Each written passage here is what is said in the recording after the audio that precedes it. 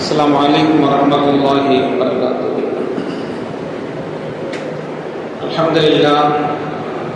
الحمد لله نحمده ونستعينه ونستغفره ونؤمن به ونتوكل عليه ونعوذ بالله من شرور أنفسنا ومن سيئات أعمالنا. من يهده الله فلا مضل له ومن يضلل فلا هادي له. ونشهد أن لا إله إلا الله وحده لا شريك له ونشهد أن سيدنا محمدا عبده ورسوله صلى الله على سيدنا محمد وآله الأبرار وأصحابه الأخيار وأزواجه الطيبات الطاهرات. أوصيكم عباد الله وإياي أولا بتقوى الله. أما بعد فأعوذ بالله من الشيطان الرجيم. بسم الله الرحمن الرحيم. يؤتي الحكمة من يشاء ومن يؤت الحكمة فقد أوتي خيرا كثيرا. صدق الله العظيم. எல்லா போலும் அல்லாஹ் ஒருவனுக்கு உரித்தாகட்டுமாக.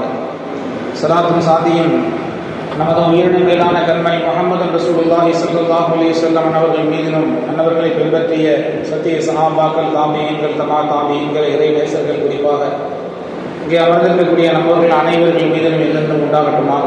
ஆமீன் யா ரப்பல் ஆலமீன். கண்ணியத்திற்கு மிகுந்த மேன்மைக்கு உரித்தான பெரியவர்களே, அல்லாஹ்வின் நல்லடியார்களே, அருமை நாயகம் முஹம்மது ரசூலுல்லாஹி ஸல்லல்லாஹு அலைஹி வஸல்லம் அவர்களின் பாக்கியம் நிறைந்த உம்மத்துமார்களே, அல்லாஹ் தஆலா தன்னுடைய மேலான பொருத்தத்தினை பெற்ற சாலிஹீன்களின் கூட்டத்தில் நம்மை எல்லாம் கபூல் செய்தல் புரிவானாக. கண்ணியத்திற்குரியவர்களே, அல்லாஹ் தஆலா ஏராளமான நியமத்துகளை நமக்கெல்லாம் தந்தருள் இருக்கின்றான். அப்படி அல்லாஹ் தந்த நியமத்துகளை, அருள் வளங்களை அருள்மறை குர்ஆனிலே ஆங்காங்கே சொல்லி காட்டுகின்றான். அந்த நியமத்துகளில் பிரதானமான விஷயங்களை எல்லாம் சொல்கின்ற போது, எவர் ஒருவர் அறிவு ஞானம் கொடுக்கப்பட்டாரோ அவர் அதிகமான நலவுகளை கொடுக்கப்பட்டார், ஒரு பாக்கியசாலி என்பதை போல் அல்லாஹ் சொல்லி காட்டுகிறான். யூத்தல் ஹிக்மத் மன் யஷா. அல்லாஹ் நாடியவர்களுக்குத்தான் அறிவு ஞானத்தை தருகிறான். அப்படி யாருக்கு அல்லாஹ் தருகிறானோ ஃபகத் ஊதிய கைரன் கசீரா, ஒரு அதிகமான நலவுகளை கொடுக்கப்பட்டு விட்டார். அறிவு ஞானம் என்பது பெரிய பாக்கியம் என்று அல்லாஹ் சொல்கிறான். கண்ணியத்திற்குரியவர்களே, கல்வியினுடைய தேடல் என்பது பிறந்ததிலிருந்து இறப்பு வரை அது இருந்து கொண்டே இருக்கிறது. அல்லாஹ் தஆலா ஆதம் அலைஹிஸ்ஸலாத்து வஸ்ஸலாம் அவர்களை படைத்தான். மலக்குமார்களிடத்தில் என்னுடைய பிரதிநிதியை இன்னி ஜாஹிலும் ஃபில் அர்தி ஹலீஃபா, பூமியிலே நான் என்னுடைய பிரதிநிதியை ஆக்கப் போகிறேன், மனித படைப்பை படைக்கப் போகிறேன் என்று அல்லாஹ் தஆலா மலக்குமார்களிடத்திலே சொன்னபோது அவர்கள் எல்லாம் குழப்பங்களை விளைவிக்கக்கூடிய, இரத்தங்களை ஓட்டக்கூடிய மனித இனத்தையா படைக்கப் போகிறாய் என்று ஆட்சேபித்தார்கள் என்பதை எல்லாம் சூரத்துல் பக்ராவுடைய ஆரம்ப வசனங்களிலே நாம் படித்திருக்கலாம், கேள்விப்பட்டிருக்கலாம். அல்லாஹ் சொல்லி வருகிறான். அதற்கு அல்லாஹ் பதில் சொன்னான். அப்படி அல்லாஹ் தஆலா ஆதம் அலைஹிஸ்ஸலாத்து வஸ்ஸலாம் அவர்களை படைத்த பின்னால் அவர்களுக்கு அல்லாஹ் தஆலா பொருட்களுடைய பெயர்களை கற்றுக் கொடுத்தான். அல்லம ஆதமல் அஸ்மா குல்லஹா. ஆதம் அலைஹிஸ்ஸலாம் அவர்களை படைத்ததற்கு பின்னால் அல்லாஹ் தஆலா வஅல்லம ஆதமல் அஸ்மா குல்லஹா, பொருட்களுடைய பெயர்களை எல்லாம் அல்லாஹ் தஆலா ஆதம் அலைஹிஸ்ஸலாத்துக்கு கற்றுக் கொடுத்தான் என்று அல்லாஹ் சொல்கிறான். கல்வி ஞானத்தை நாம் கொடுத்தோம், அந்த அறிவை நாம் கற்றுக் கொடுத்தோம் என்று சொன்னான். அல்லாஹ் தஆலா ஆதம் அலைஹிஸ்ஸலாம் அவர்களுக்கு அதை கற்றுக் கொடுத்ததற்கு பின்னால் அதையெல்லாம் மலக்குமார்களிடத்திலே எடுத்து காட்டி, இதற்கு நீங்கள் சொல்லுங்கள், பெயரை சொல்லுங்கள் என்ற போது, சுப்ஹானக லா இல்ம லனா இல்லா மா அல்லம்தனா, யா அல்லாஹ் நீ தூயவன், நீ எங்களுக்கு கற்பித்து தந்ததை தவிர வேறு எதுவும் எங்களுக்கு தெரியாது என்று அவர்கள் தங்களுடைய நிலைப்பாட்டை சொன்னார்கள். குர்ஆன் அதை சொல்லி காட்டுகிறது. அல்லாஹ் தஆலா அதை அருமையாக சொல்லி காட்டுகின்றான். அதற்கு பின்னால் அதனுடைய பெயர்களை எல்லாம் ஆதம் அலைஹிஸ்ஸலாம் அவர்கள் மலக்குமார்களுக்கு அதை அறிவித்துக் கொடுத்தார்கள். அம்பிஹும் பி அஸ்மாஇஹிம், அதனுடைய பெயர்களை, உலகத்தில் உள்ள படைக்கப்பட்ட பொருள்களுடைய பெயர்களை எல்லாம் ஆதம் அலைஹிஸ்ஸலாம் அவர்களுக்கு அல்லாஹ் கற்றுக் கொடுத்ததற்கு பின்னால் அவர்கள் மலக்குமார்களுக்கு அதை அறிவித்தார்கள், அதை சொல்லிக் கொடுத்தார்கள் என்று குர்ஆன் சொல்கிறது. ஆக ஆரம்ப வசனங்களிலேயே அல்லாஹ் தஆலா கல்வியை பற்றி, தான் ஆதம் அலைஹிஸ்ஸலாம் அவர்களுக்கு கற்றுக் கொடுத்ததை பற்றி சொல்லி காட்டுகின்றான். ஆக கல்வி ஞானம் என்பது, கற்பித்தல், கற்றல் என்பது குர்ஆன் ஹதீஸ்களிலே அதனுடைய சிறப்பையும் மேன்மையும் நிரம்ப சொல்லப்பட்டிருக்கிறது. எனவே கல்வி விஷயத்தில் இப்பொழுது நாமெல்லாம் ஒரு கல்வி ஆண்டு நிறைவு பெற்று இன்னொரு கல்வி ஆண்டினுடைய துவக்கத்தை எதிர்நோக்கி நாம் இருக்கக்கூடிய இந்த காலகட்டத்தில் கல்வி விஷயத்திலே, கல்வியினுடைய தேடல் விஷயத்தில் மிகுந்த கவனத்தோடும் ஈடுபாட்டோடும் நம்முடைய சமுதாயம் இருக்க வேண்டும். நினைத்துக் நாம் அதை கவனத்திலே கொள்ள வேண்டும். முன்னோர்கள் கல்வியிலே அவ்வளவு பெரிய சாதனைகளை நிகழ்த்தியிருக்கிறார்கள். அவ்வளவு பெரிய அறிவு ஞானத்தினுடைய முன்னோர்கள் சாலிஹீன்கள் இருந்திருக்கிறார்கள். கிபி 850களிலே தொன்மையான பல்கலைக்கழகம் ஜாமியாத்துல் கரவைன், மொரோக்கோவிலே உள்ள ஜாமியாத்துல் கரவைன் என்று சொல்லப்படக்கூடிய ஒரு பல்கலைக்கழகம் மிக பழமையானது. இதுவரை உலகத்தில் எந்த தங்குதடையும் இல்லாமல், தொய்வில்லாமல் நடந்து கொண்டே வரக்கூடிய, நடைபெற்று வரக்கூடிய ஒரு பல்கலைக்கழகம் ஃபாத்திமா ஃபிஹ்ரியா என்கின்ற பெண்மணியால் துவக்கப்பட்டது. ஃபாத்திமா ஃபிஹ்ரியா என்பவர்கள் தான் அந்த பல்கலைக்கழகத்தை நிறுவினார்கள். அவர்களுடைய தகப்பனார் அவர்களுக்கு உரிய சொத்து முத்துகளை பிரித்து கொடுத்த போது அவர்கள் தங்களுடைய முழுக்க தங்களுடைய பொருளாதாரத்தில் இருந்துதான் யாரிடத்திலையும் எந்த பொருளையும் எந்த உதவியும் கோராமல் முழுக்க தன்னுடைய தகப்பனாரிடத்திலிருந்து தனக்கு வந்த சொத்திலிருந்து அந்த ஜாமியாத்துல் கரவைன் என்று சொல்லப்படக்கூடிய அந்த யூனிவர்சிட்டியை, மிக பழமையான யூனிவர்சிட்டி அது மொரோக்கோவில் இருக்கிறது, அதை அவர்கள் தான் நிறுவினார்கள். ஒரு பெண்மணி, நம்முடைய சமுதாயத்தை சார்ந்த பெண்மணி தான் அந்த பல்கலைக்கழகத்தை நிறுவியவர்கள். இன்னும் ஒரு சிறப்பு என்னவென்று சொன்னால், ஒரு பட்டத்தை படித்து முடிக்கின்ற போது பட்டம் தரப்படுகிறது. ஒரு படிப்பை படித்து முடிக்கின்ற போது பட்டம் தரப்படுகிறது. அது எந்த பட்டமாக இருந்தாலும் சரி, அது எந்த துறை சார்ந்த எந்த கலை சார்ந்த படிப்பாக இருந்தாலும் சரி, படித்து முடித்ததற்கு பின்னால் பட்டம் தரப்படுகிறது. அந்த பட்டம் கொடுக்கக்கூடிய, டிகிரி கொடுக்கக்கூடிய நடைமுறை அந்த ஜாமியாத்துல் கரவைன் என்று சொல்லப்படக்கூடிய ஃபாத்திமா ஃபிஹ்ரியா என்கின்ற அந்த பெண்மணி உருவாக்கினார்களே, நிறுவினார்களே, அந்த பல்கலைக்கழகத்திலிருந்து தான் அங்குதான் முதலிலே பட்டம் தரப்பட்டது.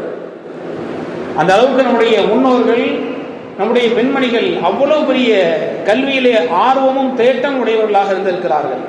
சஹாபாக்களிலே ஜாபிர் இப்னு அப்துல்லா ரலியல்லாஹு அன்ஹு என்கின்ற சஹாபி ஒரு ஹதீஸை தேடி பயணப்படுகிறார்கள். எந்த அளவுக்கு சஹாபாக்கள் ஹதீஸ்களிலே, கல்வி தேடலிலே மிகுந்த ஆர்வம் தேட்டம் கொண்டிருக்கிறார்கள் என்பதற்கு இதுவெல்லாம் மிகப்பெரிய சான்று. ஜாபிர் இப்னு அப்துல்லா ரலியல்லாஹு அன்ஹு அவர்கள்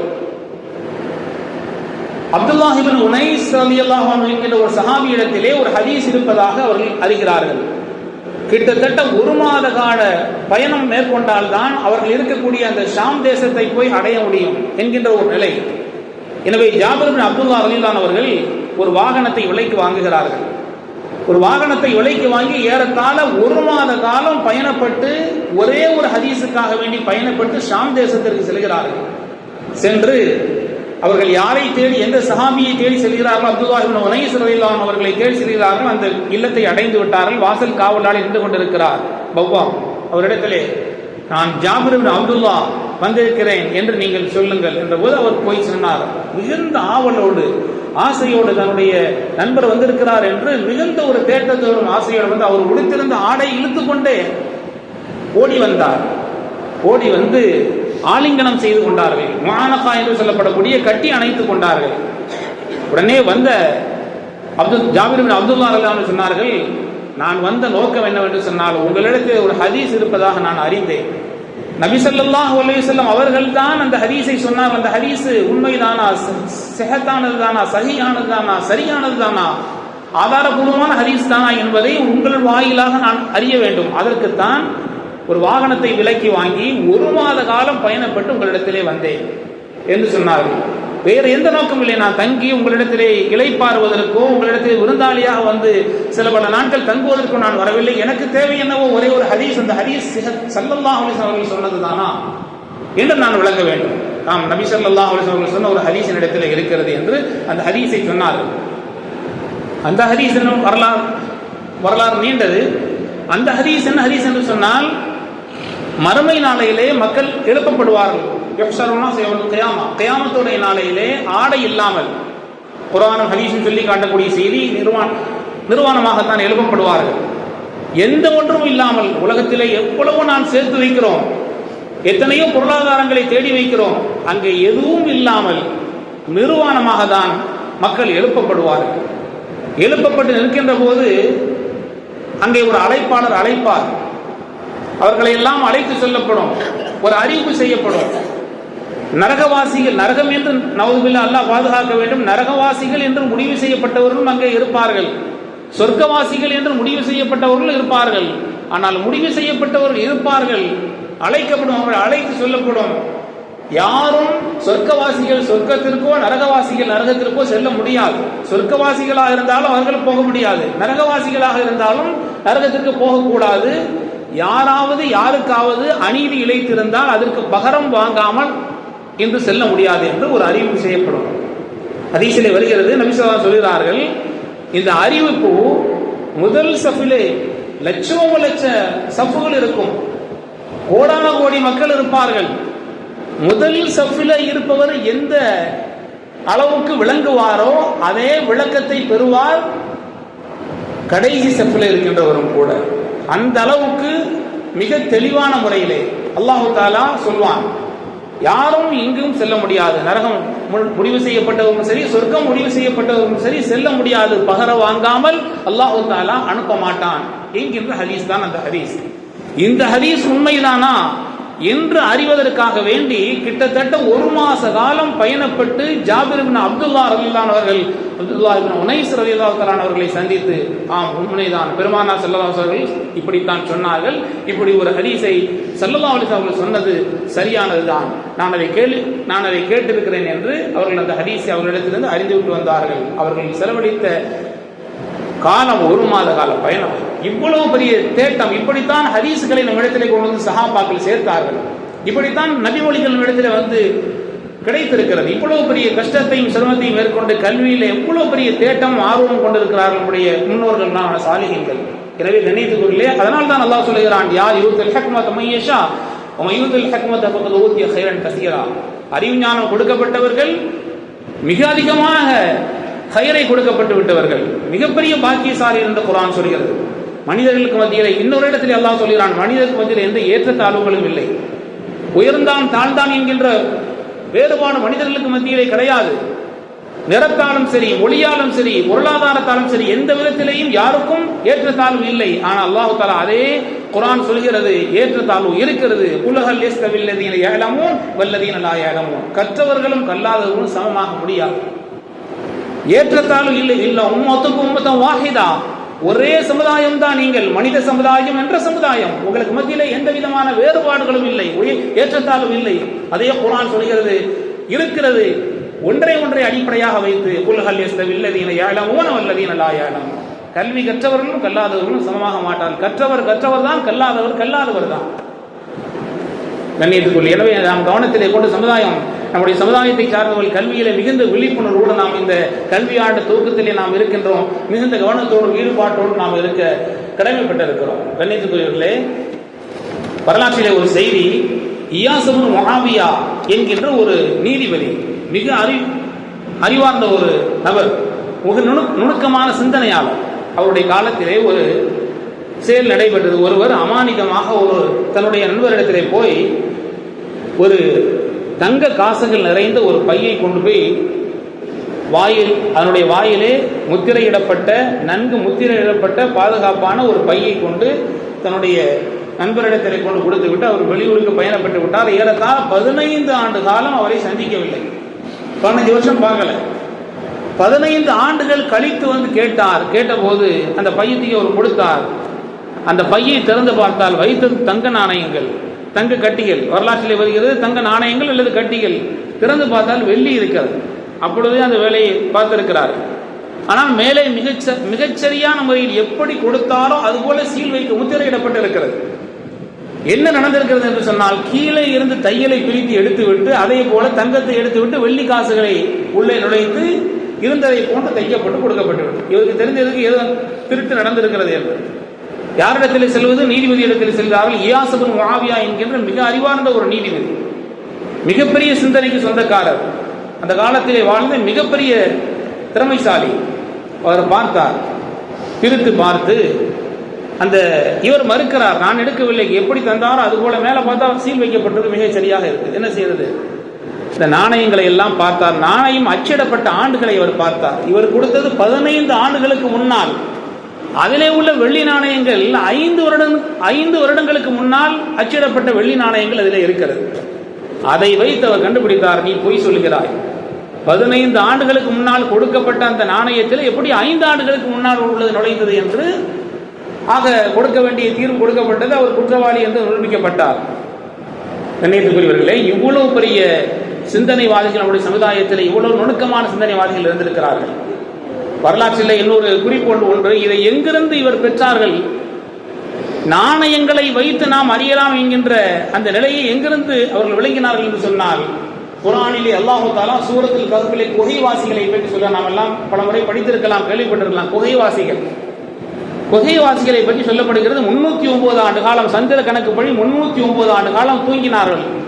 ஏதோ ஒரு நாள் 2 நாள் தூங்கியதை போல் அவர்கள் ஒருவருக்கொருவர் எழுந்து பேசிக் கொண்டார்கள். பசித்தது, அவர்களுக்கு உணவு வாங்குவதற்காக செல்கின்ற போது நாணயங்களை கொண்டு செல்கிறார்கள்.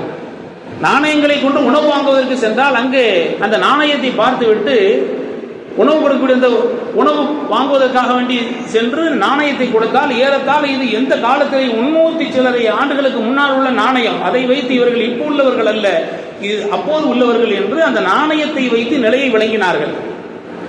ஆக அந்த நாணயத்தை வைத்துதான் அங்கே உள்ள யதார்த்தத்தை விளங்கப்பட்டது. இவர்கள் குகைவாசிகள் என்று 300 சில்லறை ஆண்டு, இப்போ அதில் உள்ள எந்த தடயமும் இல்லை, நாணயம் மாத்திரம். நாணயம், இந்த நாணயம் அவர் அந்த காலத்திலே உள்ளது என்று குகைவாசிகள் என்று நாணயத்தை வைத்து விளங்கினார்கள். அது அல்லாஹ் தஆலா அந்த அருள்முறை குர்ஆனிலே சொல்லக்கூடிய அந்த வரலாற்றை மனதிலே நிறுத்தி அச்சிடப்பட்ட ஆண்டை வைத்து நிலைப்பாட்டை கண்டறியலாம் என்கின்ற ஒரு சிந்தனைக்கு வந்து அவர் குற்றவாளியை கண்டுபிடித்தார், இயாஸ் இப்னு முஆவியா. கண்ணியத்துக்குரியவர்களே, அரபி மொழியிலே அறிவு என்று சொன்னால் என்ன, ஞானம் என்று சொன்னால் என்ன ஒரு வேறுபடுத்தி காட்டுவார்கள். நாம் படித்து அறிவது கல்வி, அறிவு. நாம் ஒரு வரலாற்றை படிக்கிறோம். குர்ஆனிலே அல்லாஹ் தஆலா ஒரு வரலாற்றை சொல்லுகிறான், சூரத்துல் கஹ்ஃபை சொல்லுகிறான், அதிலே சில பல செய்திகளை சொல்லுகிறான். இது நாம் படிக்கக்கூடிய கல்வி, அறிவு. ஞானம் என்று சொல்வது அந்த கல்வி அறிவை வைத்துக் கொண்டு ஆய்வு செய்து ஒரு விஷயத்தை நாம் எடுக்கிறோம் அல்லவா, அதற்கு பேர் ஹிக்மத், ஞானம் என்று சொல்வார்கள். கஹ்ஃப்வாசிகள் 309 ஆண்டு காலத்திற்கு பின்னால் அந்த நாணயத்தை கொண்டு போய் காட்டுகின்ற போது இது இப்போது உள்ளது அல்ல, இது 300 சில்லறை ஆண்டுகளுக்கு முன்னால் உள்ளது என்று விளங்கி அவர்கள் யார் என்று அடையாளத்தை கண்டு கொண்டார்கள். இது அவர்கள் இது படித்த அறிவு, குர்ஆனிலே நாம் விளங்கிய அறிவு. இந்த அறிவை வைத்துக் கொண்டு ஞானம் என்னவென்று சொன்னால் அல்லாஹ் தஆலா அவர்கள் ஞானத்தை கொடுத்தான். ஆக அச்சிடப்பட்ட ஆண்டை வைத்து அடையாளம் காணலாம் என்று அவர்கள் விளங்கினார்களே, அதுதான் ஞானம். கண்ணியத்துக்குரிய கல்வி ஞானத்தை நாம் அல்லாஹ்விடத்திலே கேட்டுக்கொண்டே இருக்க வேண்டும். பெருமானார் ஸல்லல்லாஹு அலைஹி வஸல்லம் வாழ்க்கையில எதையும் அதிகமாக கேட்டதில்லை. குர்ஆனிலே அல்லாஹ் சொன்னார், ரப்பி ஜித்னி இல்மா, யா அல்லாஹ் எனக்கு கல்வி ஞானத்தை அதிகமாக தருவாயாக என்று கல்வியை தான் அதிகமாக கேட்டார்கள் என்பதை குர்ஆன் சொல்லி காட்டுகிறது.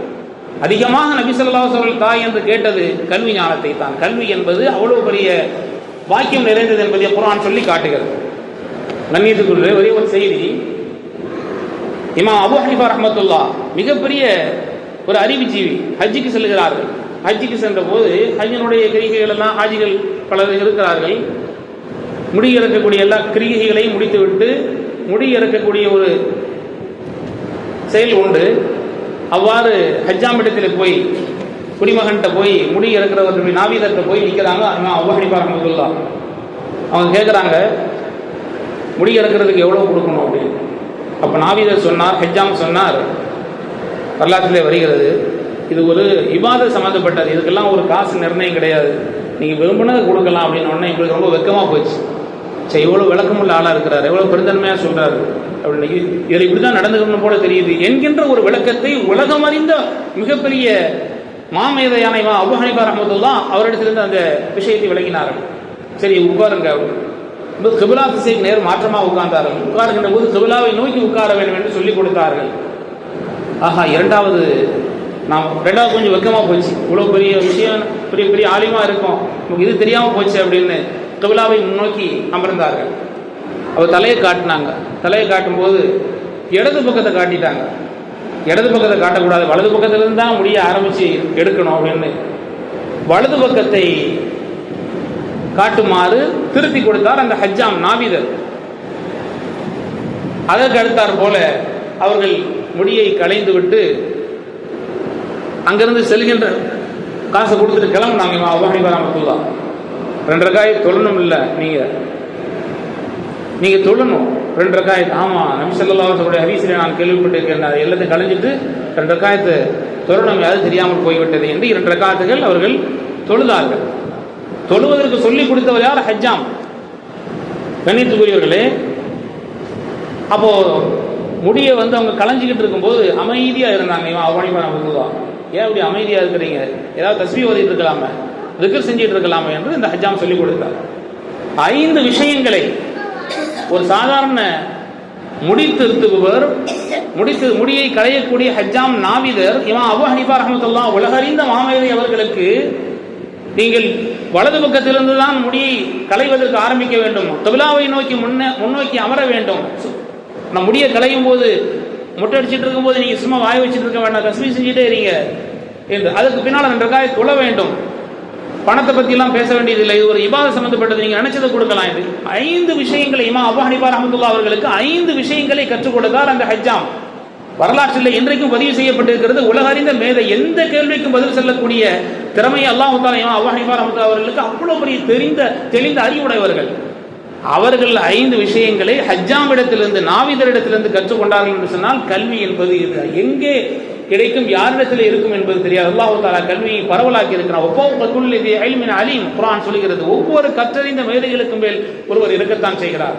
யாரும் தான் அறிந்தவர் என்று நாம் தான் அறிந்தவர், எல்லாம் தெரிந்தவர் என்று விளங்க முடியாது, சொல்லக்கூடாது என்பதற்கு அல்லாஹ் சொல்கிறான். எல்லோரையும் விட யார் எவ்வளவு பெரிய கல்வி கொடுக்கப்பட்டிருந்தாலும் அனைத்து கல்வியாளர்களுக்கும் மேல் அலீம், ஒவ்வொரு கற்றறிந்தவர்களுக்கும் மேலால் ஒரு கற்றறிந்தவர் இருக்கத்தான் செய்கிறார் என்று அல்லாஹ் சொல்கிறான். கல்வி என்பது அவ்வளவு பெரிய கடல்.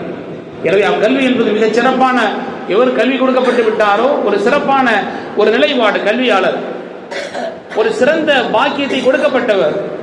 எனவே அந்த பாக்கியத்தை நாம் அல்லாஹ்விடத்திலே கேட்டுக்கொண்டே இருக்க வேண்டும். அல்லாஹ் சொல்வதை போல, ரப்பி ஜித்னி இல்மா, யா அல்லாஹ் எங்களுக்கு கல்வி ஞானத்தை அதிகமாக கொடு என்று நாம் கேட்டுக்கொண்டே இருக்க வேண்டும் என்பதை குர்ஆன் சொல்கிறது. அல்லாஹ் தஆலா நம்மவர்கள் அனைவர்களுக்கும் அல்லாஹ் தஆலா குர்ஆனுடைய, ஹதீஸினுடைய என்னென்ன கல்விகள் எல்லாம் மனித வாழ்க்கைக்கு தேவைப்படுமோ அத்தனை அறிவு ஞானத்தை நமக்கு அல்லாஹ் நிரப்பமாக தந்தல் புரிவானாக என்ற நல்ல துஆக்களோடு என்னுடைய வார்த்தைகளை நிறைவு செய்கிறேன். வாஹிர் தஅவானா அல்ஹம்துலில்லாஹி ரப்பில் ஆலமீன். அஸ்ஸலாமு அலைக்கும் வரஹ்மத்துல்லாஹி வபரகாத்துஹு.